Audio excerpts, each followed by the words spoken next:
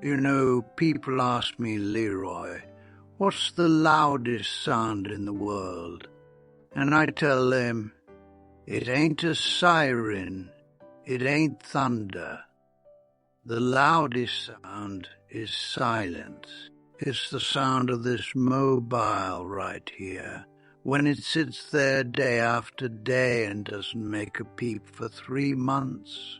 Yeah, you know exactly what I mean. See, I got 3 babies, all grown now. I changed diapers. I wiped tears. I paid for that fancy college.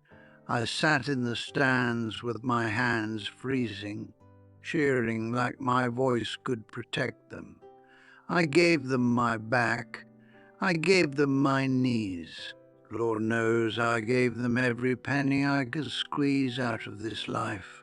And now I'm 85 years old, and I'll tell you something that sounds small until you live it. I feel lucky if I get a text on Christmas. Merry Christmas, Dad. That's it. That's what I've got to show for a lifetime of love.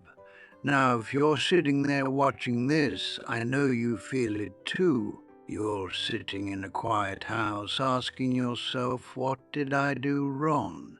You pick up the mobile, you dial voicemail, and you try to sound normal like you're not hurting. Hey baby, hey son, just checking in on you. Call Dad back. Then you wait, and you wait. And the silence answers you like it's got a voice of its own. So let me tell you something today. It might sting a little, but it's the truth. Stop calling them. Put the mobile down. Don't leave another voicemail. Don't send another text reaching for a crumb. They stepped away from you. They did.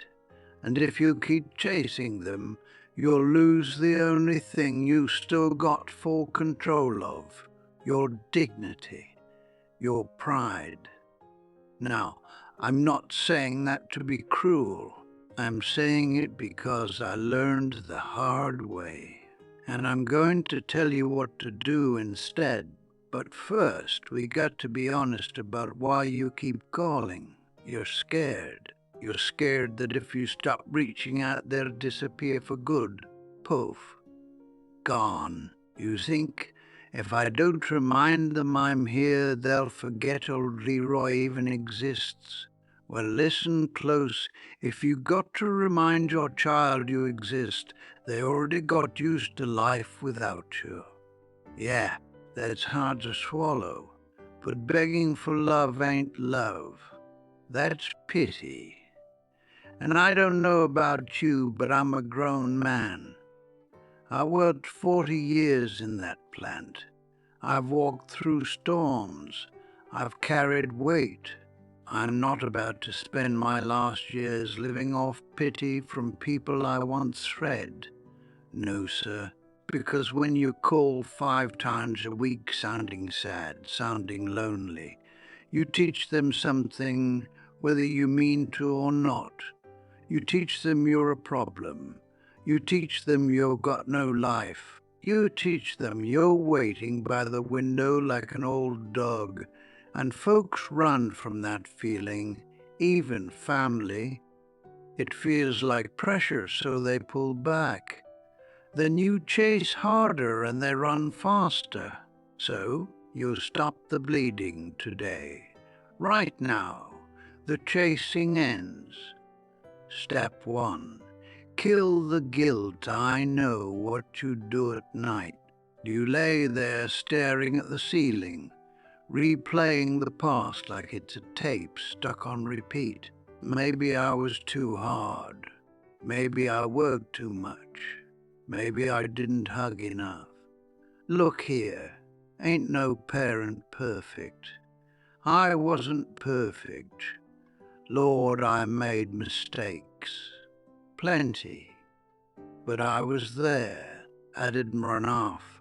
I put food on that table. I kept the lights on. I loved them the best way I knew how. If your children are punishing you today for something you did 30 years ago after you done your part that's on them, that ain't on you forever. You can't apologize for the past for the rest of your life. And you sure can't pay for it with your pride today. If they want to hold a grudge, let them hold it. That's a heavy bag and you don't have to carry it for them. Forgive yourself, man. You did your job. The contract is done. You deserve some peace. Step 2, build the garden. Now you're asking, so if I don't call them, what I'm supposed to do, just sit here and wait? No, no, no, no. You build a garden, my granddaddy used to say. Leroy, if you chase a butterfly, it'll fly off every time. But if you build something beautiful, it might come to you. And even if it doesn't shoot, you still got something beautiful. For 5 years I sat in this chair waiting on this mobile like it was going to save me.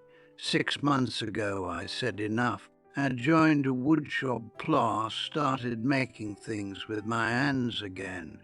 I started playing chess at the park with some other old heads. We argue, we laugh. I started cooking again, pulled my gumbo recipe back out. And you know what happened? I became myself again. I became lighter again. I stopped needing them to fill the hole in my chest because I learned how to fill it myself. So you get busy.